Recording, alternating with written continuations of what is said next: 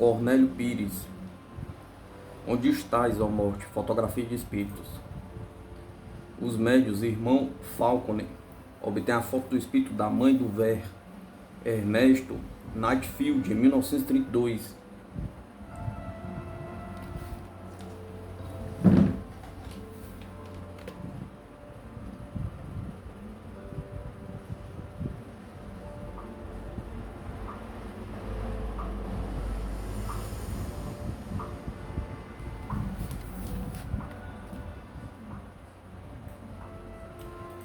Foto 21, foto de 21 militares mortos na conflagração europeia de 1914.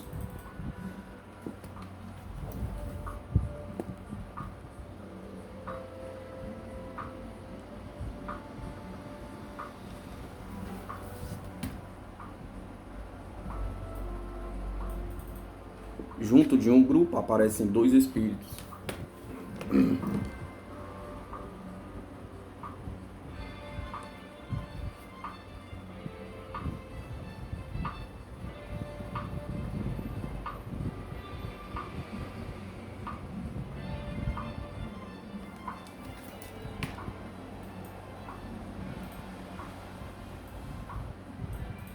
Irmãos Falconer, em sessão para o espírita japonês, engenheiro Bitsushi.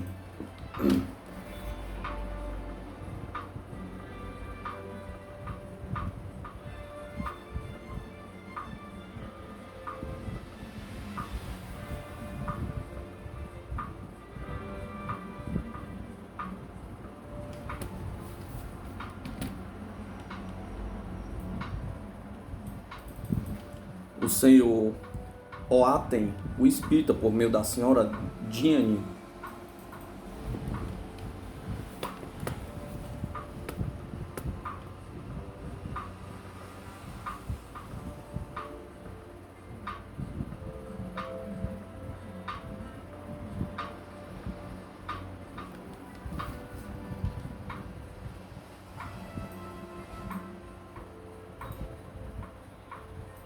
O homem transparente, prova da existência do perispírito ou alma.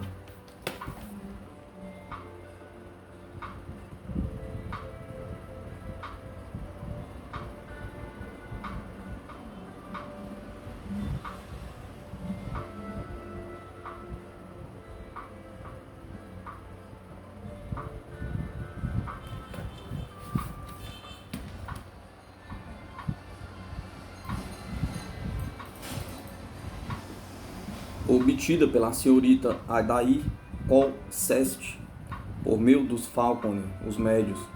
Foto de espíritos de crianças por intermédio de Buxton e Rupp.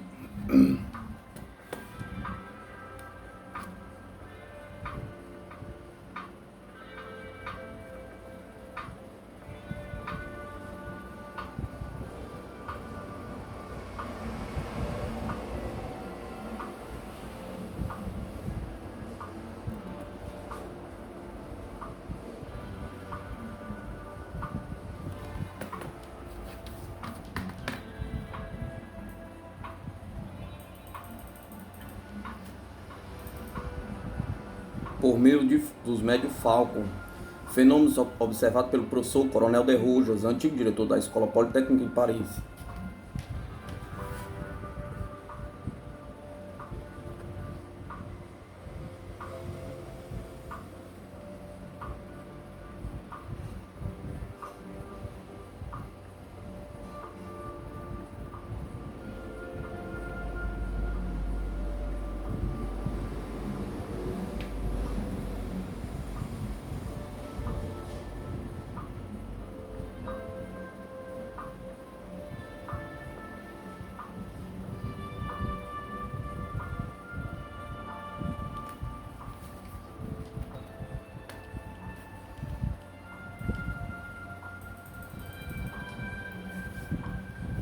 Médio, o Sr. Mears, na igreja de Londres, obtém esta foto.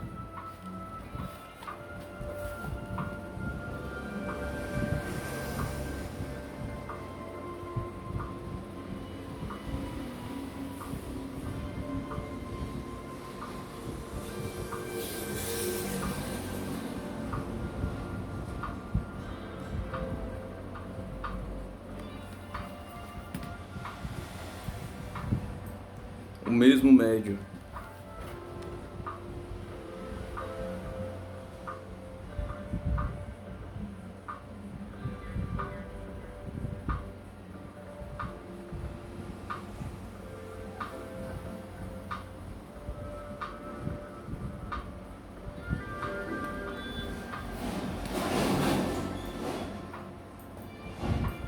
No laboratório de bacteriologia do Departamento Nacional de Saúde Pública, aparece essa surpresa confirmada pelo Dr. Fialho.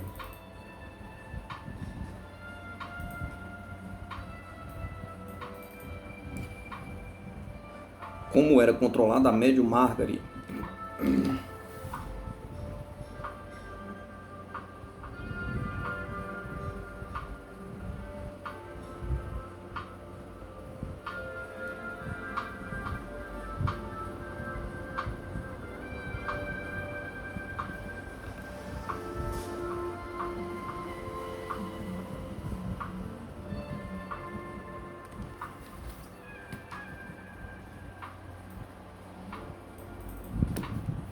Em Corumbá, a sessão presidida pelo Sr. José da Silva Jus Messa, foi conseguida esta notável fotografia.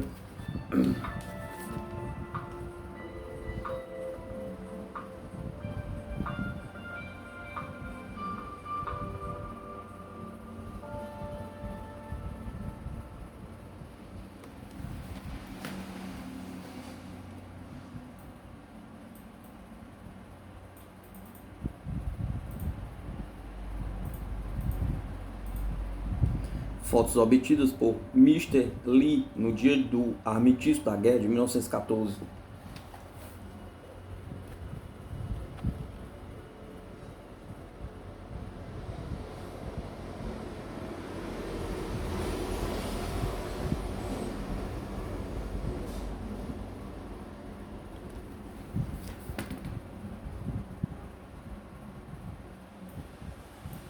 Figura 1, ectoplasma extraída da boca do médio e de um ouvido. Figura 2, obtida por médio Hoop. Figura 3, foto de roupagem ectoplasmática.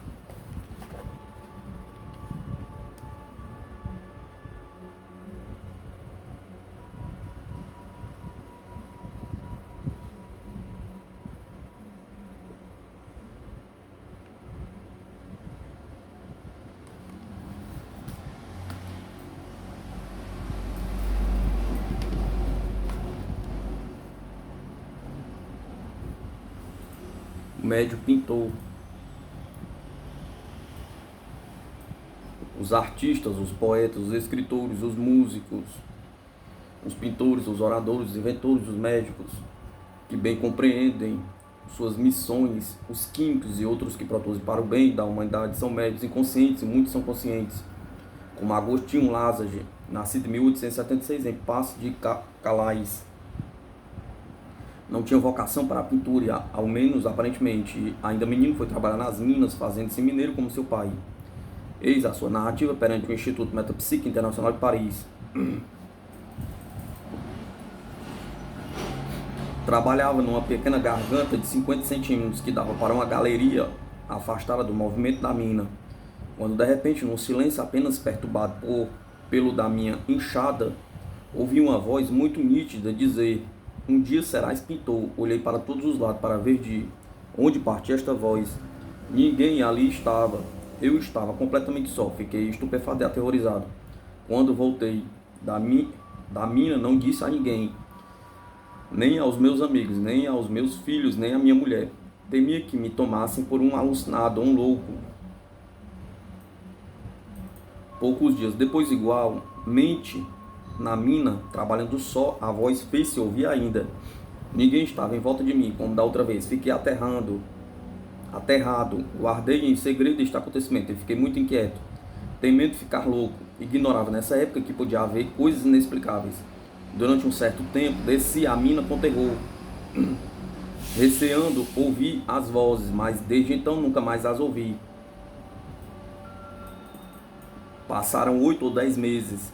Já não pensava nas vozes, nem nos meus medos, quando um dia, estando a conversar com alguns camaradas, um deles me disse: "Sabeis que parece que há espíritos e que se pode mesmo comunicar com eles?" Li isso, chama-se Espiritismo. Esta declaração transformou-me e disse comigo: dar-se-á o caso disto ter algumas relações com as minhas vozes? Perguntei. Aquele camarada acabava de ler alguns livros sobre o Espiritismo. Li-os por minha vez. Eram O Depois da Morte, Joana d'Arc Médium, com Ambrose Leconte, sua mulher, Raymond Gustin e minha mulher, decidi-me experimentar o Espiritismo. Lassage descreve o susto nas primeiras sessões e as mensagens recebidas, orientando para deixar o desenho, arte que a começava a dedicar-se a passar para a pintura.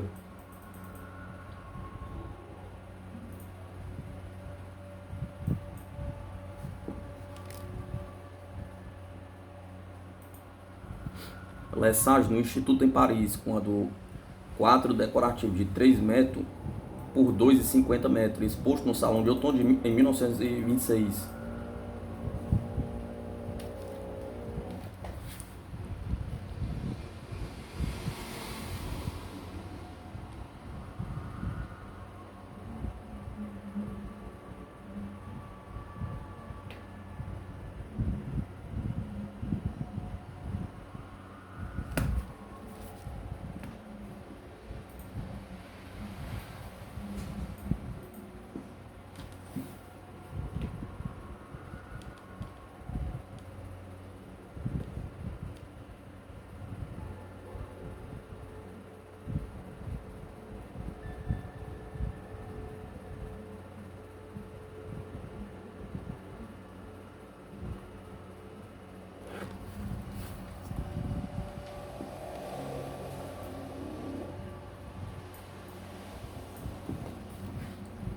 Estudo experimental. Até o presente, o estudo do princípio espiritual, compreendido na metafísica, fora puramente especulativo e teórico. No Espiritismo, esse estudo é todo experimental, por intermédio da faculdade medianímica mais desenvolvida em nossos dias e, sobretudo, generalizado e melhormente estudado. O homem achou-se de posse de um novo instrumento de observação. A mediunidade foi para o mundo espiritual, o que o telescópio foi para o mundo astral e o microscópio para o mundo dos infinitamente pequenos, permitindo explorar, estudar, por assim dizer, diviso as relações com o mundo corporal, isolar o homem, o ser inteligente do ser material, e vê-los agir separadamente. Uma vez em relação com os habitantes desse mundo, pode-se acompanhar a alma em sua marcha ascendente, nas suas migrações e transformações, a estudar, finalmente, o elemento espiritual. Eis o que falta aos precedentes comentadores da Gênese para compreendê-los e retificá-los e os erros, Allan Kardec.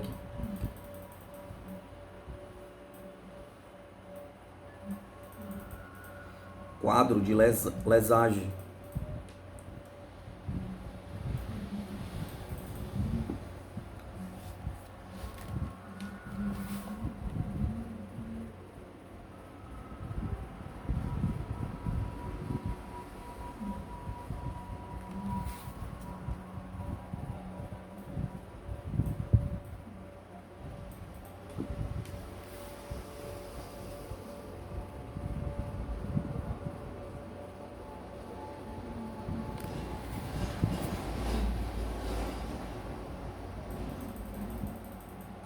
Uma das telas de 2 metros por 1,50 metros, exposta em 1926 no Salão da Sociedade Nacional das Belas Artes de Paris.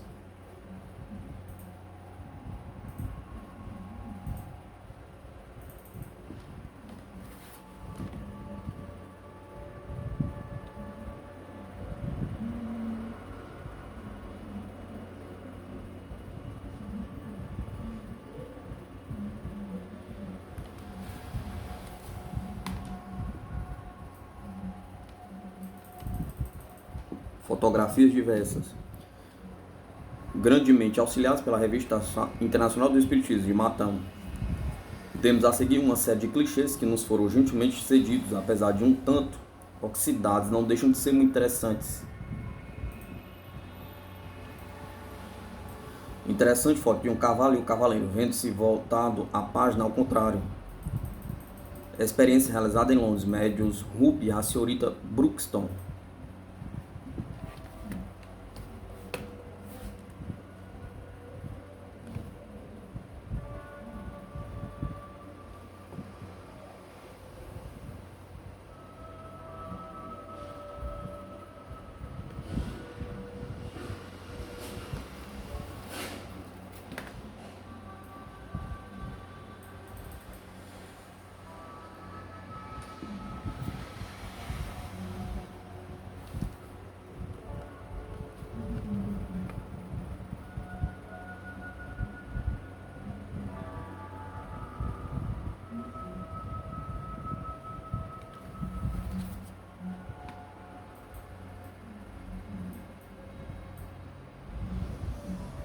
Transfiguração do médium. O guia chinês em processo de transfigurar um japonês. Foto tomada por meio de raio infravermelho. O controle chinês completamente transfigurado. O Zulu note a tumefação de ambos os lados do nariz, dando uma aparência de achatamento. A chegada do Zulu note o emagrecimento da parte inferior do rosto.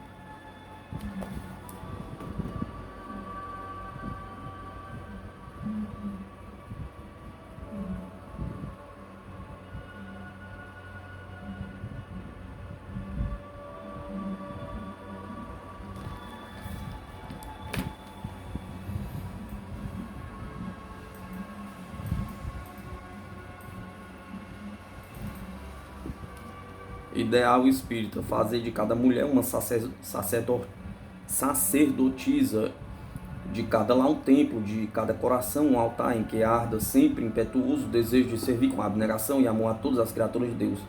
Sejam elas más ou boas, tal é a missão do Espiritismo, para edificar o reino de Deus sobre a terra. Foto mediúnico de Abraham Lincoln. Interessante materialização de um espírito.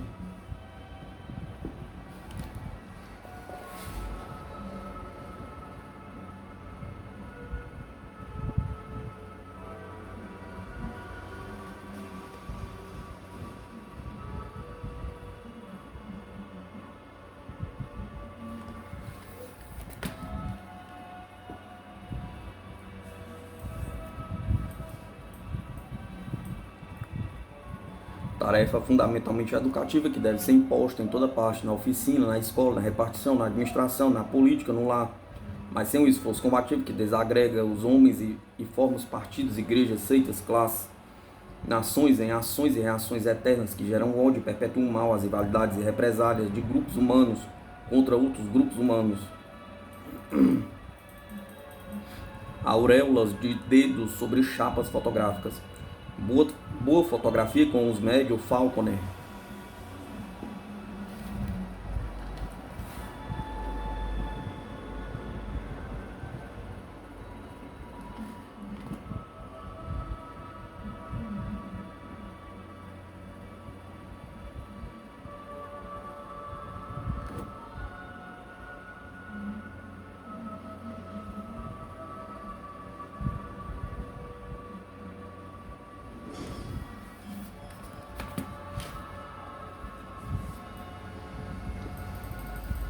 Foto de materialização obtida pelo reverendo J.J. Dixon, na Califórnia. Um espírito familiar.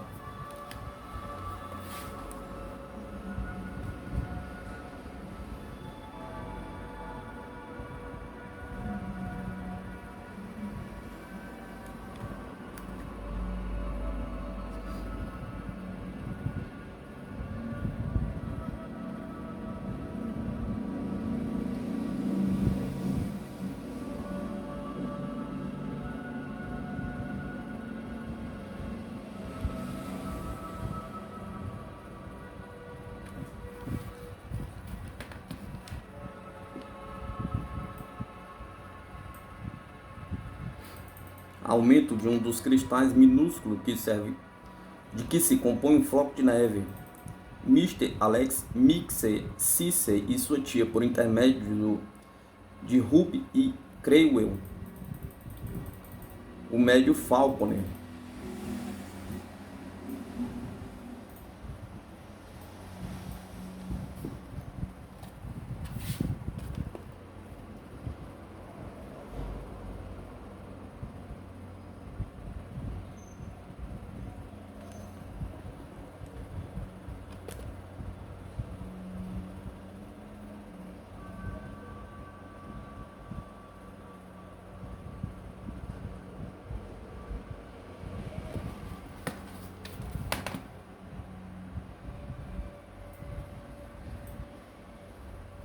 Zodíaco, sublime espírito, pregador em Londres pela mediunidade de Mr. Moses.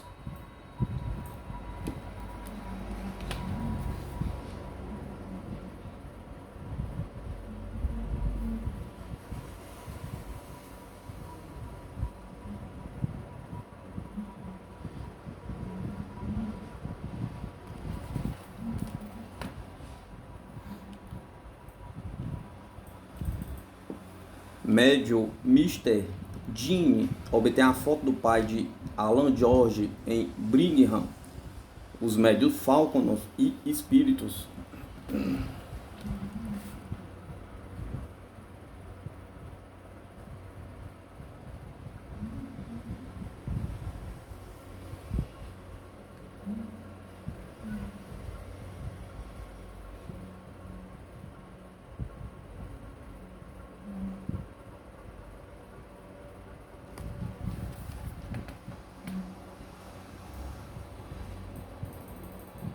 Duas senhoras e um espírito. Fotos em vidas material e espiritual.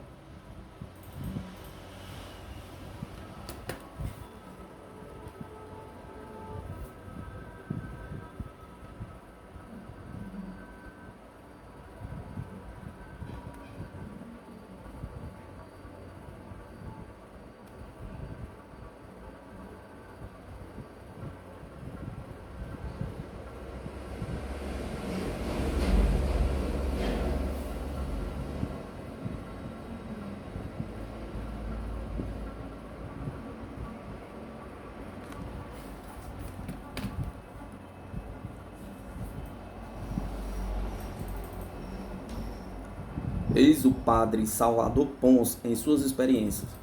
Ectoplasma da cabeça e espírito.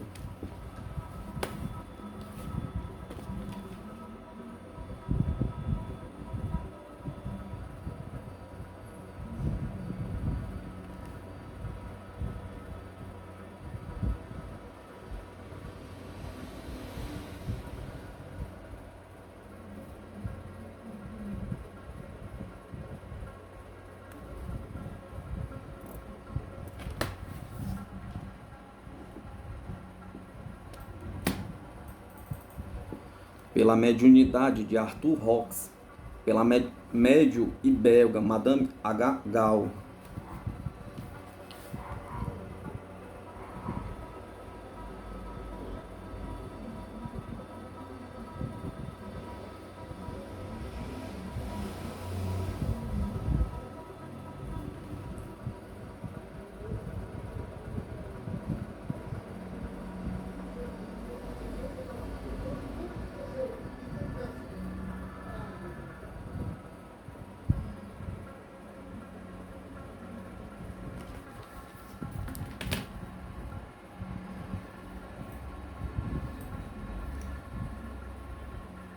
Moldagem mediúnica, obra de um espírito.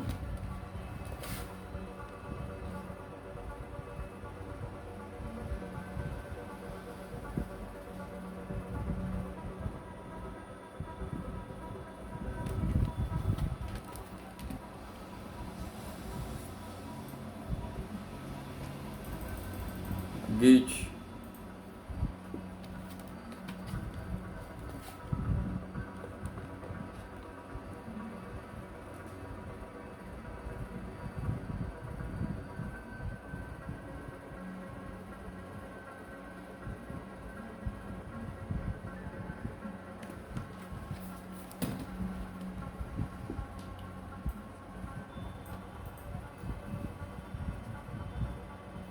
Se os espiritistas tivessem a desventura de se organizarem em uma grande igreja, provocariam as reações e represálias que perpetuariam as outras igrejas e a eles opostas, numa luta contínua e apaixonada, como tem vivido as diversas igrejas do passado. Pretendesse organizar-se em partido político para realizar suas nobres aspirações, e não seriam compreendidos, teriam sempre que fechar suas próprias fronteiras contra os ataques de outros partidos. Já não poderiam agir na sua cidade, mas somente em suas sedes, e mesmo aí sob as limitações da perseguição externa e talvez da pérfida intervenção dos adversários mascarados de espíritas. Teriam todos a desvantagem de uma seita contra a qual todas as outras se acham fechadas. Sempre que se pensa em organizar o espiritismo, deve-se levar em conta as dificuldades que outras organizações com seu espírito combativo oporiam à nossa tarefa, quando a nossa organização suficientemente forte lhes parecesse uma ameaça. Nossa luta está em nossa aparente fraqueza.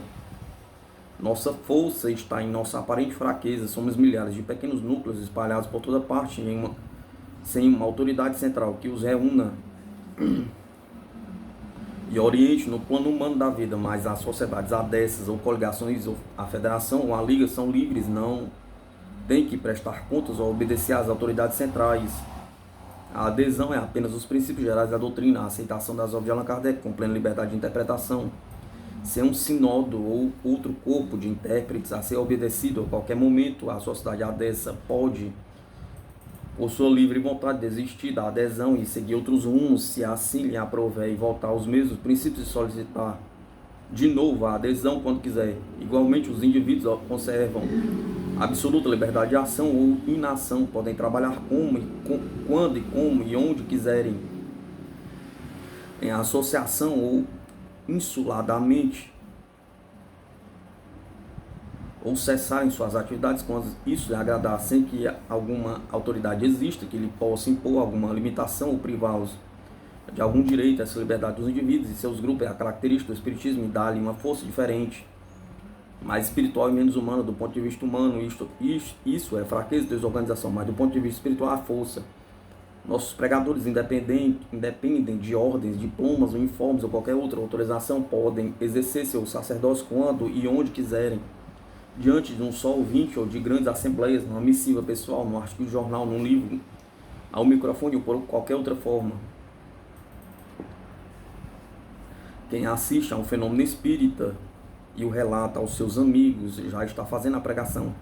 Quem lê um romance espírita e o conta a um amigo está praticando uma doutrinação. Assim, por toda parte, desde as rodas mais ilustres até os meios mais obscuros, está se fazendo a pregação do espiritismo, interessando alguém para que o estude. Tal multiplicidade dos pregadores, que tem a imensa vantagem de não encontrar fronteiras de seita, não ficar limitado aos templos, sinagogas, mesquitas ou sede de grupos espíritas, tem a vantagem ainda maior de não ser seita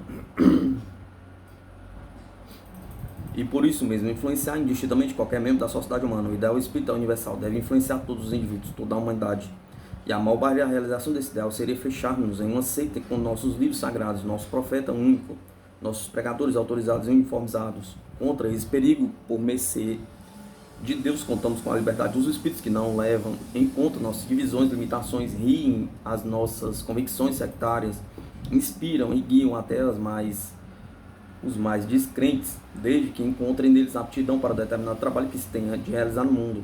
Pela orientação que os grandes espíritos vão dando à mediunidade, vemos que o romance educativo, em forma de livro, de filme cinematográfico, de novela radiofônica, tem grande missão a cumprir na preparação do futuro, principalmente porque o romance fala mais diretamente ao coração da mulher e pode exercer a máxima influência na formação de nova mentalidade, de novos sentimentos.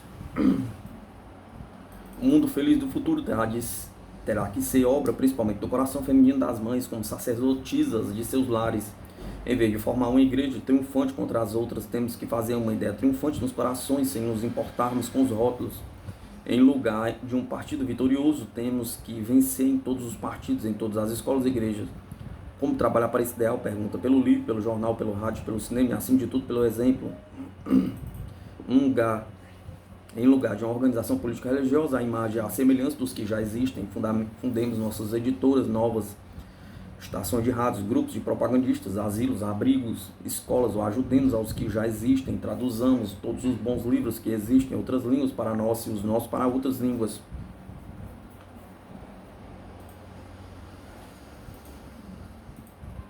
Publiquemos toda essa imensa literatura em Esperanto e espalhemos-la pelo mundo inteiro. Há um trabalho imenso esperando por nós. Deixemos a outros a triste tarefa de demolir ou discutir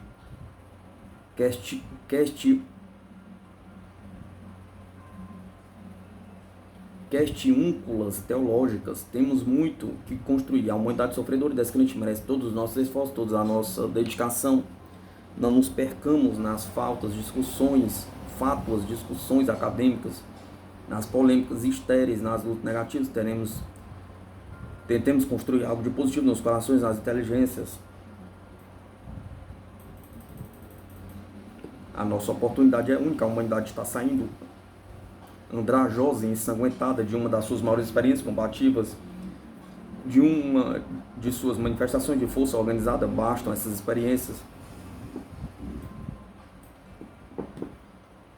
Nossa obra é diferente. Não nos deixemos tragar pelas tradições do passado, porque o passado já nos deu O que podia, lutas e ódios, ódios e novas lutas, divisões, perseguições, divisões, milênios perdidos em discussões teológicas que se renovam em outros milênios. Repitamos que o ideal da terceira revelação não é formar uma grande igreja, mas ao contrário disso, tornar desnecessárias as grandes igrejas e erguer em cada coração um altar em que arda sempre a pira sagrada do amor fraterno, destruindo o egoísmo, o orgulho, a vaidade, as rivalidades e os preconceitos. Cristão agrário do reformador de junho de 1944.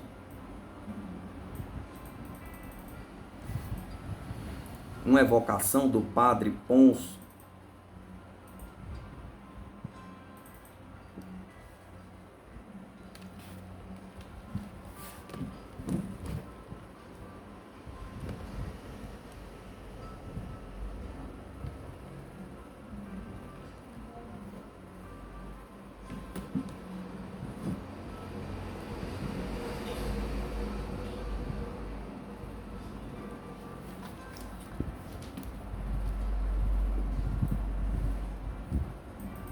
O caminho do céu.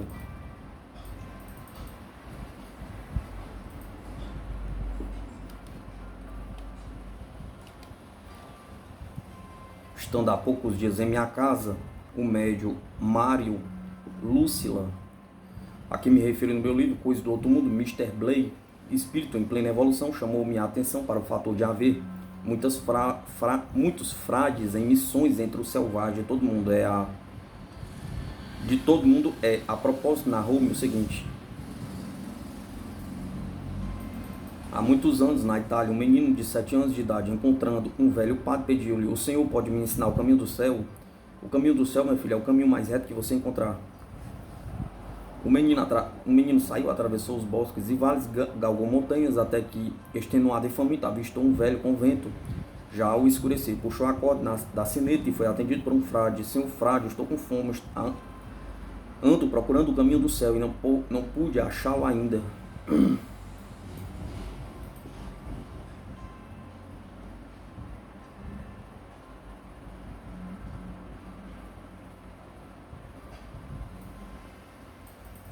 Vem viver conosco, que acharás o caminho que procuras. Recolhido o menino, deram-lhe uma cela em que havia esculpido uma grande imagem, Jesus crucificado. Ingenuamente pergunta o menino: quem é aquele? É Jesus, sendo de praxe, da ordem cada um se alimentar em sua cela. Trouxeram a alimentação para o menino e ali a deixaram. Este, voltando os olhos para a imagem, penalizou-se. Pobrezinho de Jesus, como está magro. Vem Jesus, vem comer comigo, não estou com tanta fome, a minha comida há de dar para nós dois, vem Jesus. E Jesus, materializando, sentou-se em frente ao menino e com ele comeu. No outro dia, o pequeno narrou o fato aos frades. Julgaram-no um desequilibrado. No segundo dia, tornou a contar que Jesus comia e conversava com ele por mera curiosidade. No terceiro dia, os frades vieram espiar e caíram de joelhos assombrados. Jesus estava comendo com o menino. Prostou-se o mais velho dos frades e clamou: Senhor, há 50 anos estou em preces constantes internado neste convento, e as mais fervorosas preces e penitências não me fizeram alcançar a graça que é concedida a este menino. E Jesus disse-lhe: ainda que ores por séculos e séculos sem sair pelo mundo, levando socorro e os ensinamentos aos necessitados e aos ignorantes, nada conseguirás. Esta criança sofreu e esforçou-se por encontrar o caminho do céu, vou levá-la. E o menino encontrou o caminho, a verdade e a vida. Por meio dos médios Falcon, materializações,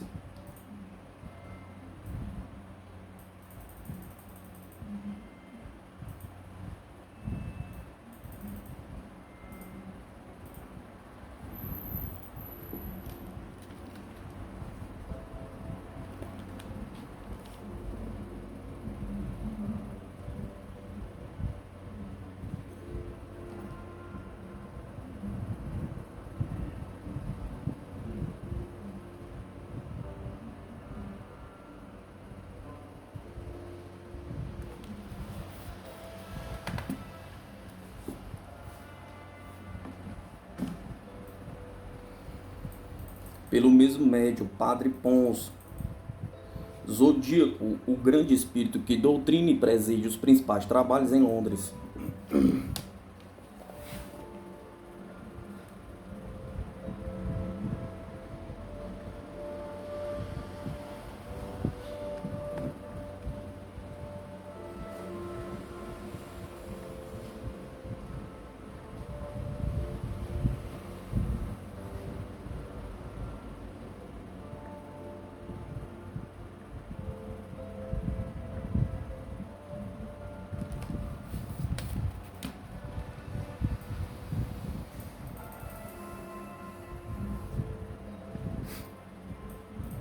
Mediunidade de Mears, foto publicada pelo Dani Express em 10 de setembro de 1933.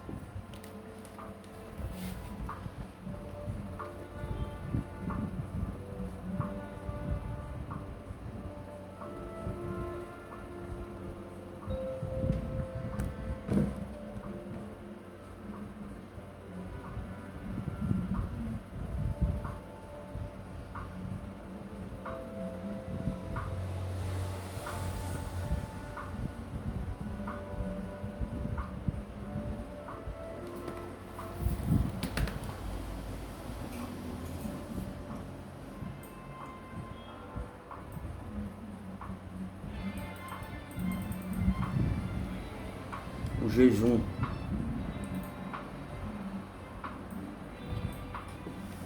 As diversas referências do Velho e do Novo Testamento ao jejum têm trazido confusão aos espíritos de cristãos católicos, protestantes e espíritas. Os católicos praticam o jejum de acordo com a sua interpretação ao pé da letra e fazem como os judeus. Deixam de se alimentar e só não seguem a letra, cobrindo-se com sacos de cinza. Os protestantes, neste caso, fogem à letra, não jejumam. Muitos espíritas recém-vindos de seitas vacilam, no caso, ao lerem os evangelhos.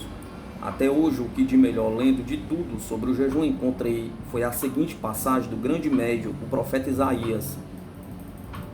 Abre aspas. Não jejuais como convém, curvar a cabeça como um junco e fazer cama de saco e de cinza. Chamarás tu a isto o jejum agradável ao Senhor? Pergunta. Mas o jejum que me agrada é antes este. Rompe as ligaduras da maldade, desata os laços da servidão, deixa irem livres os oprimidos. Reparte o teu pão com os que têm fome, introduz em tua casa os infelizes e os perseguidos. Dá de vestir aos nus e não desprezes os teus semelhantes, e então romperá com a aurora a tua luz, a justiça irá diante da tua face, a glória do Eterno te acompanhará. Fecha aspas. Nada encontrei mais claro na definição de jejum.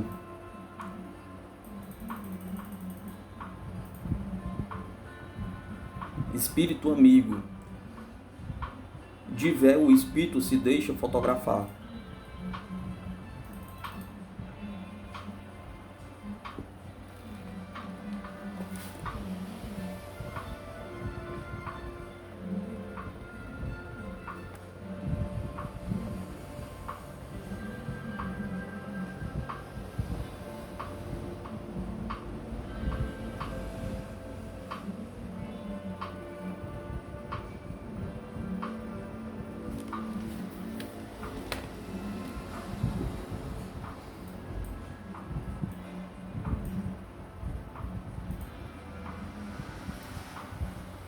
Uma grande mão fluídica levanta a mesa.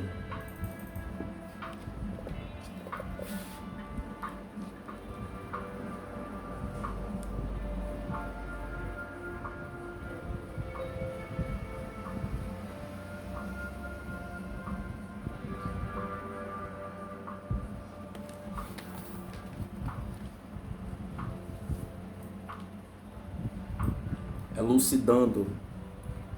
São do livro Cristianismo e Espiritismo, de Leon Denis, obra que não nos cansamos de recomendar, as linhas que se seguem. Depois de haver passado em revista os principais fenômenos que servem de base ao moderno espiritualismo, ficaria incompleto nosso resumo se não disséssemos algumas palavras acerca das objeções apresentadas e das teorias adversas, com quem se tem procurado explicá-las. Em primeiro lugar, a negação absoluta. O Espiritismo tem dito não é mais que um conjunto de fraudes e de embustes. Todos os fatos extraordinários em que se baseia são simulados.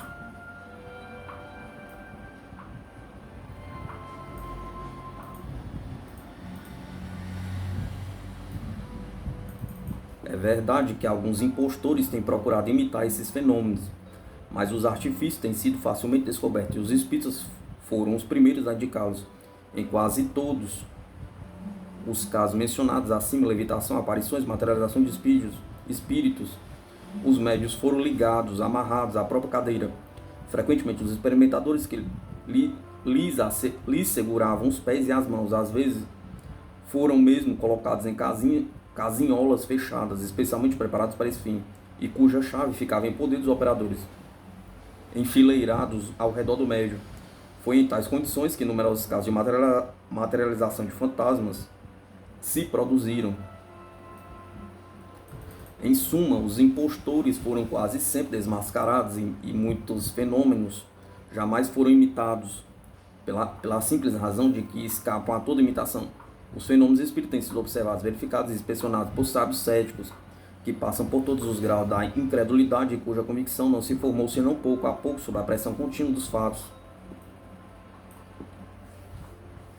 Esses sábios eram homens de laboratório, físicos e químicos, experimentadores, médicos e magistrados, possuíam todos os requisitos necessários, toda a competência para desmascarar as mais hábeis fraudes, para frustrar as mais bem urdidas tramas. Seus nomes pertencem ao número dos que são, para toda a humanidade, objeto de respeito e veneração. Ao lado desses homens ilustres, todos os que se têm entregue a um estudo paciente, consciencioso e perseverante desse fenômeno vem afirmar sua realidade. Ao passo que a crítica e a negação emanam de pessoas cujo pronunciamento baseado em insuficientes noções só pode ser superficial. Aconteceu a alguns deles o que muitas vezes acontece a observadores inconstantes. Não obtiveram mais que medíocres resultados, às vezes mesmo negativos, e se tornaram mais céticos que dantes. Não quiseram tomar em consideração a coisa essencial, que o fenômeno espírita é regido por leis, submetido às condições que importa conhecer e observar. Sua paciência cansou muito depressa. As provas que exigem não se obtêm em poucos dias. William Crookes, Russell Wallace, Zolney, Aksakov, Dale Bowie, Robert Ari, Mears, Lombroso, Oliver Ludwig e muitos outros sábios estudaram a questão há longos anos. Não se contentaram com assistir a algumas sessões mais ou menos bem dirigidas e que bons médios funcionassem. Deram-se eles próprios ao trabalho de investigar os fatos, de acumulá-los e analisar. Penetraram até o fundo das coisas, por isso foi a sua perseverança coroada de sucesso, e o seu método de investigação pode ser oferecido como exemplo a todo pesquisador severo. Entre as teorias lançadas à circulação para explicar os fenômenos espíritas, o da alucinação ocupa sempre um maior lugar. Perdeu, entretanto, toda a razão de ser à vista das fotografias de espíritos obtidas por Aksakov, Crookes, Volpe, Oshries, Tiede e tantos outros. Não se fotografam alucinações. Os invisíveis não somente impressionam chapas fotográficas, como também instrumentos de precisão. Os aparelhos Mary levantam objetos materiais e os decompõem e recompõem. Deixam impressões em parafina derretida. Estão aí outras tantas provas contra a teoria da alucinação, quer individual, quer coletiva. Mãos ocas de dedos fechados, suavemente moldadas em parafina. Lá estão na Federação Espírita do Rio de Janeiro, em São Paulo, o professor Scanders, da Metapsíquica, Avenida de Radiação. Muitas delas têm conseguido, pela mediunidade do reverendo W. Gibson, Mr. Percy obtém uma foto por meio do médium Hope.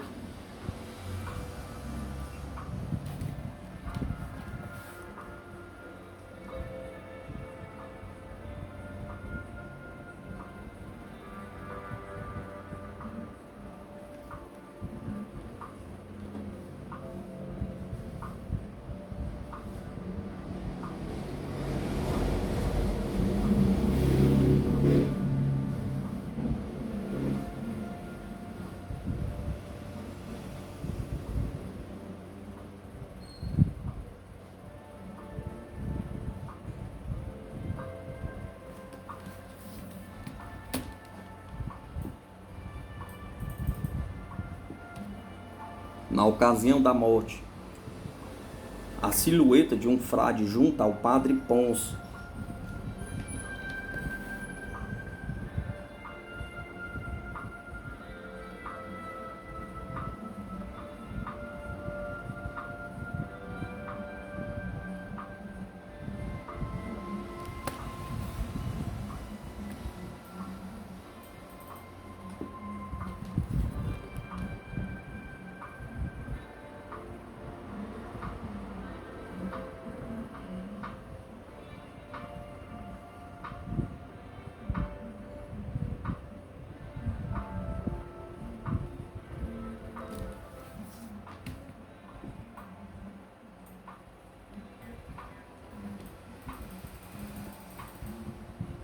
espírito e médium.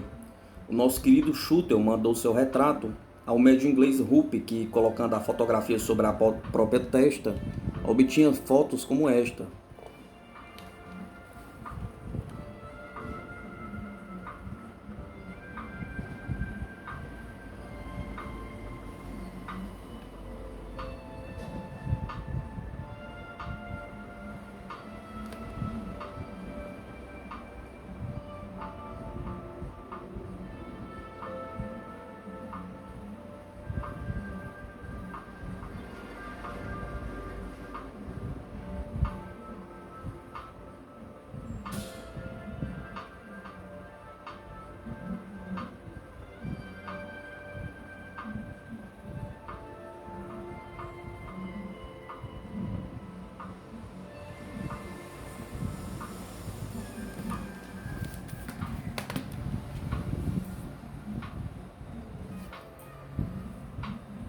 O eterno descontente, Leão Tolstói.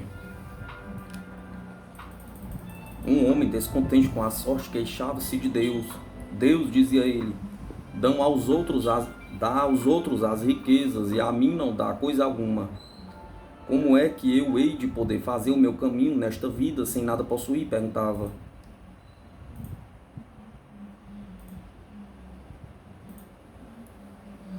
Um velho ouviu estas palavras e disse: acaso és tu tão pobre como dizes?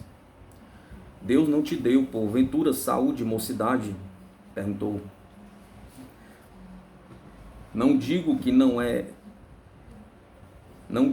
não, e até me orgulho bastante da minha força e verdor dos meus anos.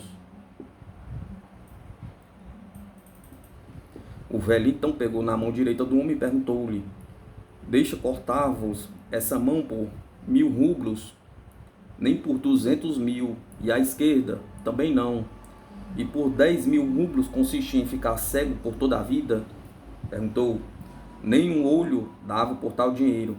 Vês, observou o velho, que riqueza Deus te deu e tu ainda te queixas. Esses 3 rapazes em São Paulo foram a um fotógrafo a fim de tirarem uma fotografia. O mais moço repentinamente sentiu o pescoço torto e não conseguiu endireitá-lo. Mandou que o fotografasse a si mesmo. Com grande surpresa do fotógrafo, apareceu um espírito familiar materializado no corpo do rapaz.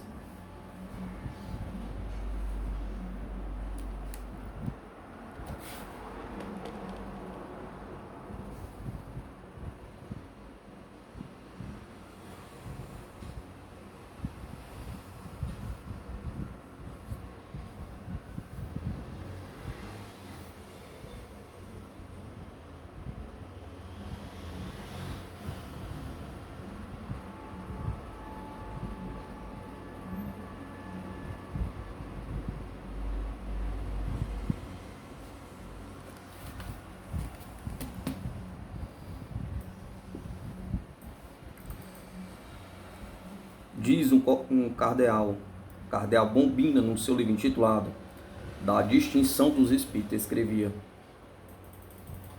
motivo de estranheza é que se pudesse encontrar homens de bom senso que tenham ousado negar em absoluto as aparições e comunicações das almas com os vivos, ou atribuí-las ao extravio da imaginação, ou ainda a artifício de demônios.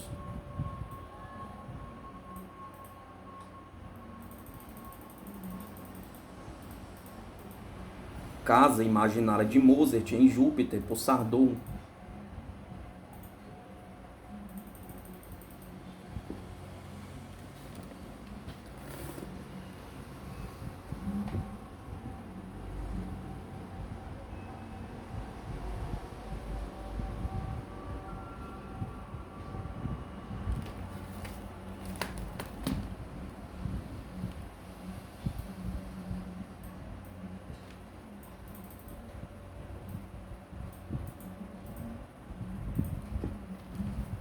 Cornélio Pires, onde estás, ó morte? Fotografia de espíritos.